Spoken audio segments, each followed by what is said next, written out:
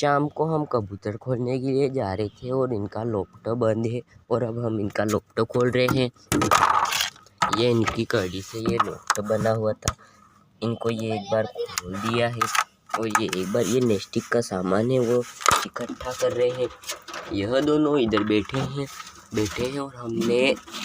एक को इधर से बाहर निकाल दिया, मादीन को, फिर नर को बाहर निकाल दिया।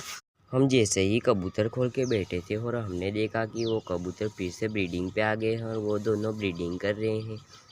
अभी तक वो दोनों ब्रीडिंग ही कर रहे थे और ये नर मादीन के ऊपर चढ़ गया है और उन्होंने ब्रीडिंग पूरी समाप्त कर चुकी है और ये नर अभी नीचे आ चुका है और वह मादीन अभी भी लोफ्ट के ऊपर ही बैठी है और ये ला वो नर वापिस वहाँ चला गया है। अब इन दोनों ने ब्रीडिंग कर दी है और वे अब दोनों उधर चले गए हैं, उधर पत्थरों के ऊपर जाके बैठ